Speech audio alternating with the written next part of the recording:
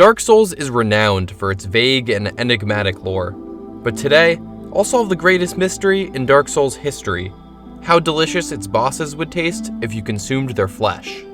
In order to achieve this, we have to work under several rules and assumptions.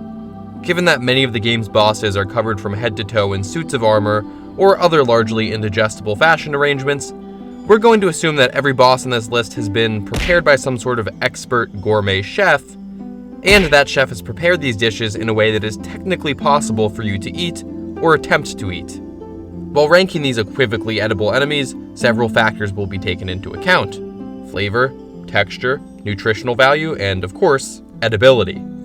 Not only will physical attributes factor in here, but also attributes of the emotional and moral character of these adversaries. So now that the ground rules have been established, let's rank every boss in Dark Souls 1 by tastiness. Number 26, Iron Golem. The Iron Golem earns minimal points for its high iron content, but it loses maximal points for being an empty suit of metal armor. You can't eat that without your mouth ending up bloodier than Ludwig's boss arena, and food that makes you bleed, and food you literally can't digest, lands the Iron Golem comfortably at the worst spot on this list.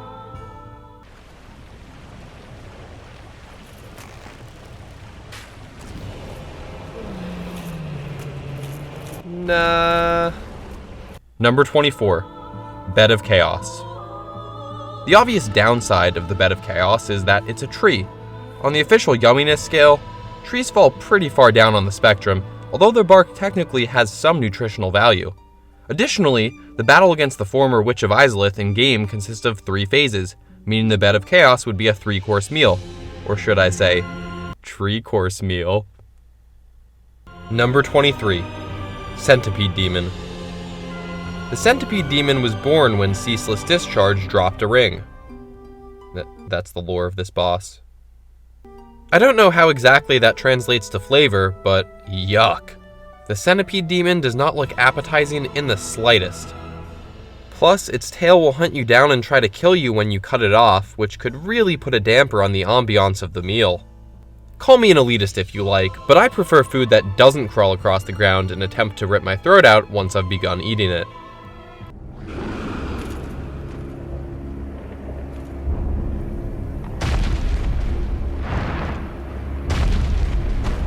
Number 22, Manus, Father of the Abyss.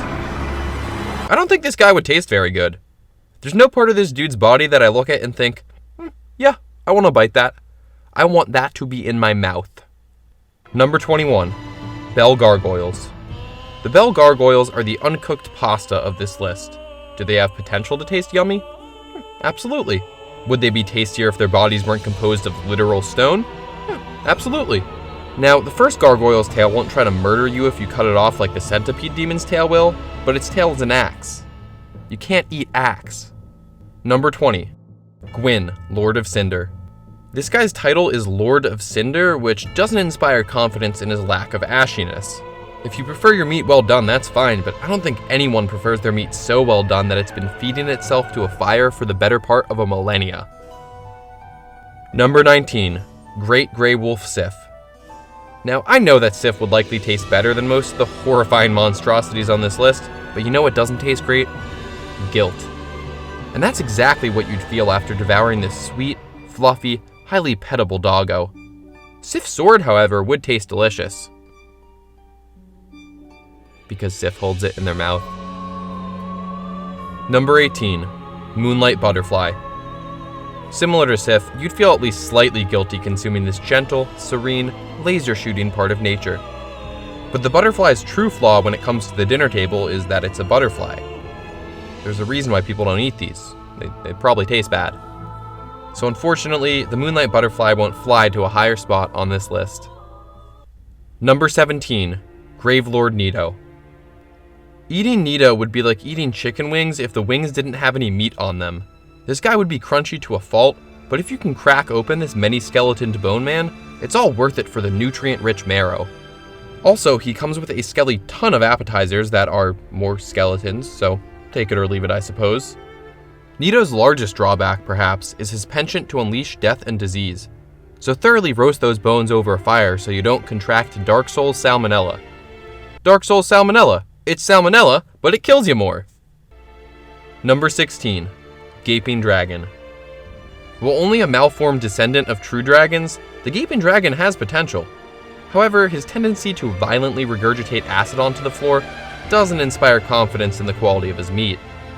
You also have to watch out for those bones when you're chowing down on this overgrown lizard, because the Gaping Dragon is notorious for its insatiable hunger. If your meal is hungrier than you are, that's what we in the food business call not good. Number 15. Demon Firesage. Spicy cuisine undoubtedly deserves a place at the dinner table, but I think the food literally being enwreathed in flames could take spiciness just a bit too far, not to mention the possibility of the meat overcooking itself. While this demon has potential to be juicy and delicious, it's too hot-headed to earn a more esteemed spot on this list, and that makes me burn with rage. Currently, I'm deeming him to be no higher than spot 15 on the list. That was bad. That wasn't in the script. Number 14. Four Kings. There's no real variety here, as there's just four of the same crusty looking guy, but even if they're lacking in quality, the Four Kings aren't wanting for quantity, which makes them the best drunk food on the list, as they can respawn frequently. I'd recommend seasoning the Four Kings with the crushed up Covenant of Artorias, and then serving them with a side of alluring skulls if you're feeling dangerous. Number 13. Knight Artorias. As Artorias fought a perpetual battle against the Abyss, he struggled frequently at the end of his life. Unfortunately, this means his flesh would be pretty tough to chomp on, and that just wouldn't make for a very tasty or enjoyable meal. Despite his legendary prowess, we have to say good night to this valiant hero when it comes to this list. Number 12.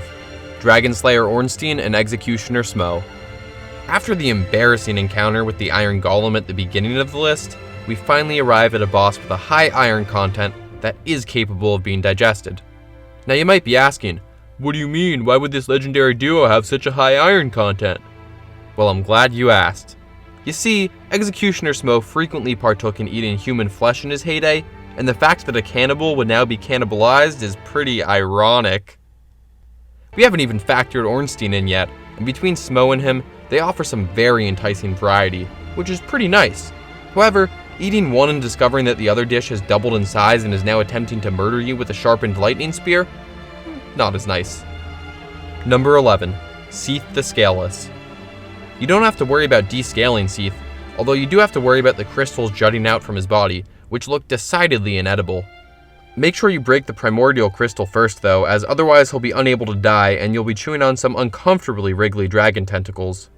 SEATH reminds me of a pufferfish. If you aren't careful, you might die eating him, but with the proper knowledge, preparation, and eating technique, you just might have a surprisingly fulfilling meal on your hands.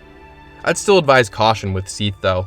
I'm pretty sure he's the equivalent of mad cow disease in the Dark Souls universe, so avoid consuming him in large quantities. Number 10. Chaos Witch QUELAAG. Initially, QUELAAG might not seem like she deserves such a high spot on this list. A choice between a spider and humanoid doesn't exactly grant QUELAAG a great position on the yumminess scale. However, QUELAAG cares greatly for her sister, which proves that she's tender at heart, which means that she might be delicious because, and don't tell anyone I told you this, but tender meat is greatly prized within the culinary community. So despite the gallons of lava stored within QUELAAG's lower half, she's far from the worst boss on this list to sink your teeth into. Number 9. Dark Sun GWYNDOLIN. It's very likely that GWYNDOLIN was experimented on throughout his lifetime, which might be the reason why his legs are snakes. This actually works to GWYNDOLIN's advantage in this scenario though, as snakes are one of the more edible meals on this list. That's not even to mention that GWYNDOLIN is a literal god, meaning his flesh would likely harbor massive amounts of nutrition. Still, between these rather ghastly experiments that altered GWYNDOLIN's physical form in ways that aren't exactly clear, and GWYNDOLIN's tendency to cast illusions, there are some definite caveats here. Nothing would frustrate me more than a dish with beautiful presentation, only for me to bite into that dish and realize I've been completely and utterly bamboozled. Number 8. Black Dragon KALAMEET. Now personally, I've never eaten dragon. Charlie, do you eat dragon? No, I don't eat dragon because it's not a meal for peasants, it's a meal for kings, and I'm sort of a common man. But how could you turn this opportunity down? KALAMEET was feared until the day of his death, and that prowess would surely translate into a delicious and nutrient-rich meal. While it would take courage to consume the KALAMEET of this resilient reptile, it would be well worth it in my opinion. Just brush your teeth afterwards, because that dragon breath is deadly. Number 7. Asylum Demon. As terrific as this towering terror would taste, let's just say that the Asylum Demon wouldn't make for the healthiest meal on this list. Still, you could produce a mean burger from the butt of this bloated baddie, and as long as you didn't make a habit of eating Asylum Demon sandwiches, your cholesterol wouldn't end up higher than the chosen undead right before a particularly perilous plunging attack. Number 6. Stray Demon. Stray Demon is just a more powerful version of the Asylum Demon, which translates to a stronger flavor and more nutrients. Now, the Stray Demon is capable of creating explosions, but we're operating under the assumption that our food won't explode, so... oh wait. Number 5. Pinwheel. Pinwheel? More like pinwheel, because part of this abomination is a child. If you're willing to overlook the harrowing ethical issue of consuming a family that is fused into a single body, Pinwheel actually has a lot going for it. It's sort of like eating a burrito, but the contents of the burrito are a human family. So while Pinwheel isn't an all-you-can-eat buffet, the quantity of food here is pretty solid, and you have the option of consuming the father, the mother, the child, or a combination of the three. Plus, that long black cloak has probably sealed in a lot of the flavor over the centuries, and to put the cherry on top of this cannibalism cake, Pinwheel can clone itself, so you'd have plenty of leftovers for the next day. Number 4. Sanctuary Guardian. The Sanctuary Guardian's goat legs really give it a leg up on the competition. In addition, it would provide some really tasty wings because it has wings. I'm not lying about how shockingly delicious this calamitous chimera would be, as nearly every aspect of this beast is tailor-made to be consumed. Except for the tail. Don't eat that. You will die. Number 3. CROSSBREED PRISCILLA. Initially, I was confused about where PRISCILLA should land on this list. But then it hit me. What's the equivalent of a crossbreed at the dinner table? A gyro, a gyro, I don't know how it's pronounced, I know I'm saying it wrong. And gyros are delicious, so PRISCILLA would be too. Additionally, PRISCILLA ensures that all that reside within her lonely painted world are well taken care of, meaning she possesses a strong moral fiber. That fiber undoubtedly boosts her nutritional value, and it would definitely come in handy with digesting the other bosses on this list. Number 2. Taurus Demon. The Taurus Demon lands this high for a singular reason. He is one beefy boy. Sure, this muscled Minotaur pulverized us all with his oversized mallet on our journey through the undead burg, but imagine if we tenderized his beef with a meat mallet instead. It'd be delicious! Due to his near unrivaled flavor and energy-rich flesh, this cow on super steroids is propelled to the penultimate position on this list. Number 1. CAPRA Demon. Much like the boss fight itself, the CAPRA Demon's main drawback is the presence of dogs. Sure, you don't have to eat them, but you risk offending the chef, who has gone through the excruciating process of slaughtering, preparing, and cooking 26 Dark Souls bosses. But if Dark Souls has taught me anything, it's that you gotta take risks to make risks. And what the CAPRA Demon lacks in its uncouth canine companions, it more than makes up for with its superb flavor and excellent nutritional value. Just look at how lean this bipedal goat is. The CAPRA Demon is a meal that you can enjoy and feel good about enjoying, and it represents the pinnacle culinary experience of Dark Souls 1. When it comes to edible bosses, there's no doubt in my mind that the CAPRA Demon is the GOAT.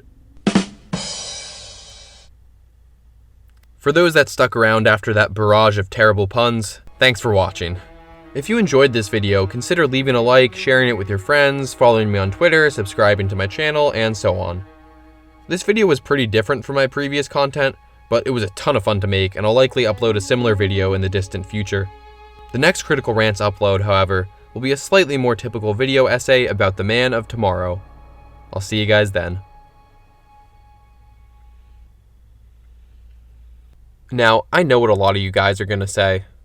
Oh, cool, you're just ripping off of Brian David Gilbert from Unraveled. He made a video about which Dark Souls boss would be the best manager. But what if I told you that Brian David Gilbert was ripping off of me?